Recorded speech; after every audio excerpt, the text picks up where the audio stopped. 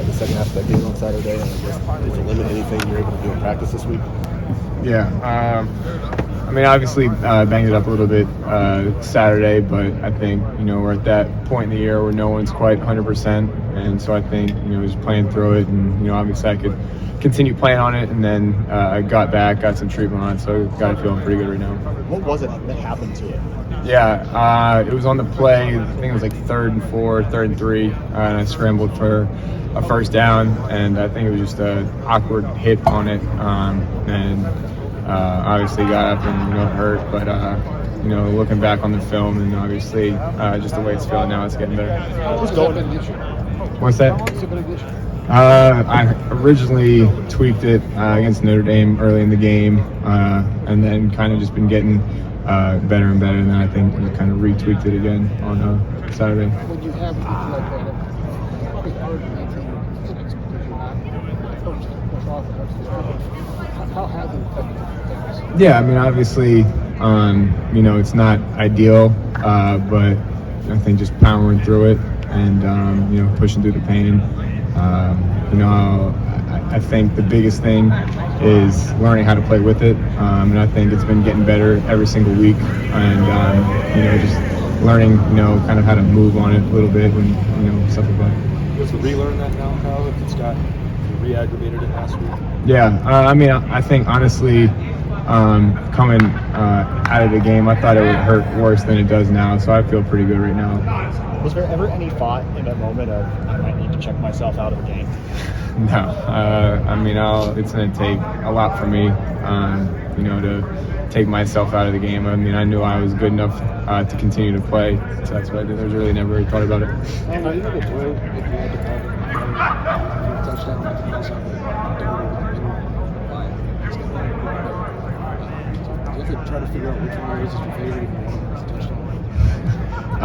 I mean, obviously, on both plays, Marv did a good job of beating man coverage on the one and finding a hole against zone. And I think the coolest thing about both those plays is, it's something that we worked a bunch during the week, and to see it happen on Saturday was pretty rewarding. When you have a guy like you played with a lot to say the least, do you have to kind of remind yourself sometimes that it's okay to go to him 10 to 15 times a game and you know that the other guys are talented too, because he's getting a lot of targets, but even Ryan said we need to get him more targets. So like you guys are doing that a lot, deservedly so. Mm-hmm. Do you have to remind yourself sometimes it's okay to just keep feeding him? Yeah, I mean, I think that's kind of how it was in high school. I mean, we had a good receiving core in high school, but obviously, given the type of player he is, there's a lot of times where it's not a bad answer to try and find him, regardless of the route and the coverage. He's going to do a good job of finding a way to get open, and I think you guys see that day in and day out from him. It's just how consistent he is. I don't think it really matters what the defense tries to do to him, what route we give him. He's going to find a way to get open and make plays. How special is it to play Rutgers, considering that's your dad's all about? Yeah, I mean, growing up, that was the team I grew up cheering for, going to their games, and so to kind of see it all come full circle, especially playing, like you said, at Rutgers, it's going to be fun. A bunch of family and friends there, and like I said, just seeing it all come full circle is pretty cool. What does it mean if you get Emeka back? I assume you will on Saturday. What does that give you? What does that give the offense? Yeah, I think early on, obviously, Mech had a really big impact in the games he played with together, and he did a good job of making plays with the ball in his hand. Obviously, the Notre Dame game, he had a big game there with some clutch plays, and so I think people kind of just assume that we have Marvin, Mech, doesn't really have a big role in the offense, and I don't think that's true at all. I think you saw it especially early on in the year, exploiting matchups with him. And so to get a guy like that back is huge. And so, I mean, he's looked really good in practice. And, I thought he was going to be good enough to go last weekend, but I think they just played it safe. So, whenever that game comes, when he's finally back out there, I'm excited for it. Kyle, everybody has plays in the game that you wish you could do over. That's part of the sport. Coach Day was saying, obviously, the first pick for you is a play you wish you had back.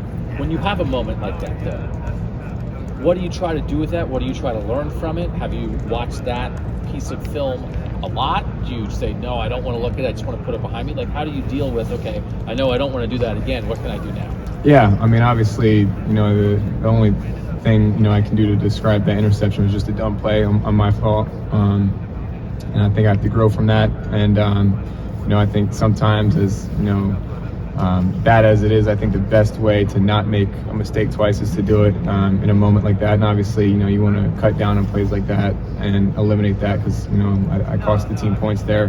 But definitely a learning moment and something that, I think I'll grow from. And, like I said, I think, obviously you don't want to have it happen, especially in a moment like that, but definitely a moment to get better from. When you're a first-year starting quarterback, what's it like trying to strike the balance of I want to make plays for my team, but I don't want to, push things too hard? I would imagine that can be, for a guy who's only started 9 games in your life, something that maybe can be hard to figure out. Yeah, I think the biggest thing with Coach Day's offense, and Coach Dennis says it all the time, is you're going to get yours if you just continue to follow the rules of the offense, continue to go through your reads, and just trust your eyes and what you see. Big plays are going to happen, and whether that's throwing a drag to Marvin, having him run it in for a touchdown, or throwing a shot down the field, I mean, you're going to get yours regardless. And so I think the biggest thing is not pressing for those plays and just letting them happen as the game flows. After the Rutgers' pass defense has been one of the best in the country. What do you see from them, the challenge they can present this weekend? Yeah, obviously I think the first thing is they're really well coached, and I think it's a underrated team. Honestly, I mean, they're 6-2 for a reason, and they've been playing good football and a talented group too. And so I think when you pair that with Coach Shiano, who's in my eyes one of the better coaches in college football, that's the result. And so we know that it's going to be a big test, especially on the road, and we're going to have to bring our A game. Kyle, are you allowed to at least see if Marvin has a shot on almost every play? I mean, you understand what I'm saying? I mean, I grew up in the era of Keystone combos, of a quarterback and receiver kind of being known together and stuff. But are you allowed to peek at Marvin on every play, or is it? How does that work? Yeah, I mean, obviously, it depends on, I think, A, the play call, and then B, the coverage. But I said this earlier, I think there's never a time where, going to Marvin isn't a great idea. And, I think regardless of the coverage and regardless of what route he's running, he's done a really good job all year finding different ways to get open. And, I think he'll continue to do that. And I think that's a credit to the way he watches film, being able to see what the defense is doing and, how they're trying to stop him and exploit it. And I think at the same time, he knows, if they want to double him or give him extra attention, it's going to open other people up. And so I think he's done a good job of kind of taking both of those in stride. Yeah, we saw you kind of hop out. I mean, you probably been asked this 12 times before I got here, but kind of hop out of last week's game. But was there any way you weren't going back in? No, I mean. And what drives you in that regard? Yeah, I mean, I knew, it's going to take a lot for, me not to go back in. I knew I felt good enough to continue to play. I think the more time went on, I just kind of, started walking on it a little bit more and running on it, felt better. So, I mean, obviously in the moment it hurt, but, given the circumstances, there's no doubt in my mind that, I was going to lose that game. After the game, Ryan kind of absolved you of that second pick. He said at least he understood what you were seeing there. What did you see on that play that led to that? Yeah, so obviously trying to take a shot down the field, and the cornerback, he made a good play. Obviously, I have to see him and do a better job just being safe with the ball and checking it down, but fell off Carnell and jumped in front of the route that Marvin was running.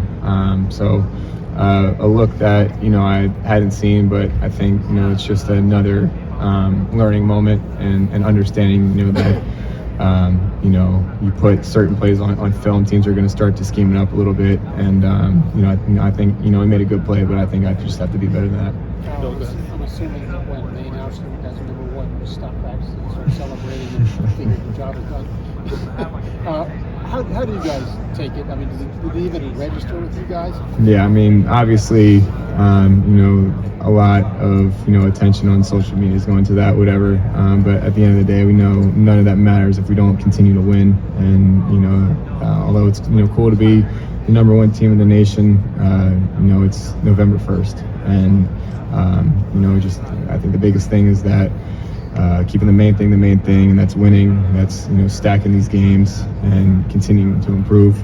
And if we're still the #1 team at the end of the year, then that's the goal. Can I squeeze in one more? Yep. I thought your scramble on third down when you hurt your ankle, I thought was like one of your better plays of the game. We've sort of talked about like when deciding when to run and that kind of thing. What did you think of that play? And then it's like you make a good run and then the dude falls on your ankle. Like, what do you make of that? Yeah.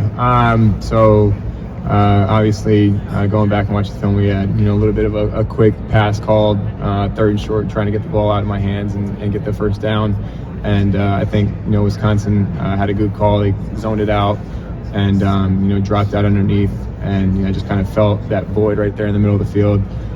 So 3rd down, if I can scramble up and get a few yards to get the first down, that's what I'm going to do.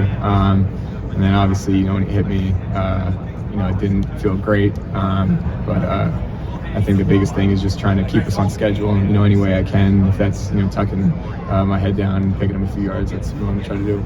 All right, Kyle. Thank you. Thanks.